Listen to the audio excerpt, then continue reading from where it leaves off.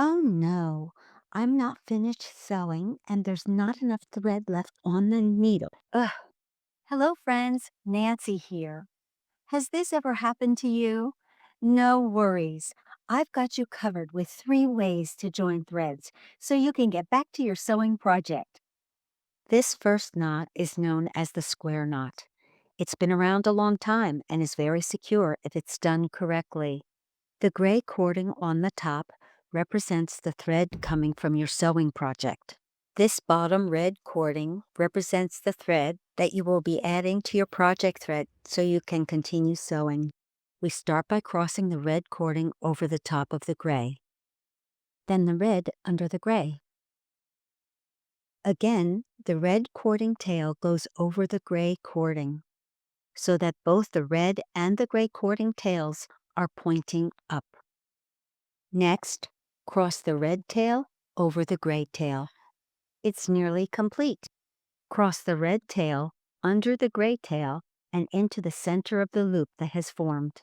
Now grab the red tail from inside of the loop and pull it up and over the gray cording. You know that you've done this correctly when you see that both reds are on top of the gray loop, and on the other side of the knot, both grays are underneath the red loop. If your knot looks similar to this one, with the patterned cord on top of the loop and underneath the loop on one side of the knot, and on the other side of the knot, the pink thread is underneath and on top of the patterned loop, you may have made a granny knot instead of a square knot. A square knot is more secure than a granny knot.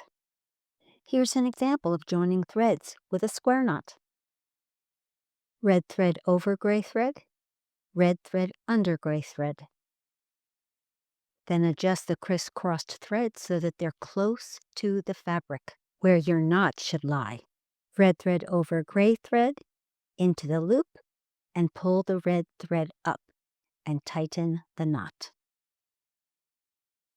Knot number 2. Line up your ends and pick them both up. Wrap both tails around your finger and cross them over the cording length.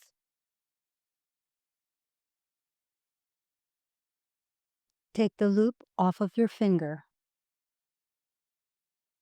From underneath, push both tails into the loop. Grab both tails and pull them out from the loop and tighten the forming knot. Now the example with thread. Line up your project thread with your added thread. Wrap both tails around your finger and take the loop off of your finger. Push both tails up through the loop. Pull the tails out of the loop and make the knot close to your fabric.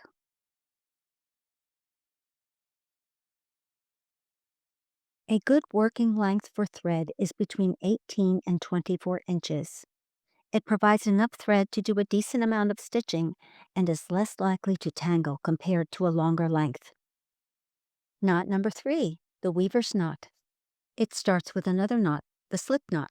Using the red cording, I'll make a loop by crossing the working length over the tail. Then I'll make a second loop on the same length of cording. I'll send the second loop into the first loop. I'll grab the second loop and pull it out of the first loop. Then I'll take both ends and pull until the slip knot is formed. I know the slip knot is working properly when I can tug on one strand and the loop will get smaller or larger. And I can pull on both ends and the knot will completely disappear. Now it's time to complete the third knot, starting with an already formed slip knot. I place the tail of the gray cording inside the slip knot loop and close the loop around the gray tail. With the red cording length in one hand and the red tail in the other, I pull so that the loop closes around the gray tail. All 3 of these knots can be made when using a single threaded needle or a double threaded needle. Sometimes gathering the fabric a little bit before making a knot will help with getting the knot close to the fabric where the stitches will be. If there's excess project thread, spread the fabric out and it can take up the project thread slack. For this example of a weaver's knot using thread, I already have my slip knot made. The gray project thread goes inside of the loop. The loop gets tightened around the gray thread, and then pull both ends of the red thread.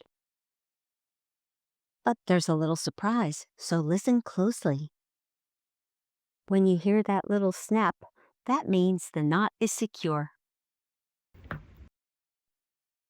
For starter knot techniques, check out the link below in the description. And for more tips and techniques, check out these links. Thank you for watching. Until next time.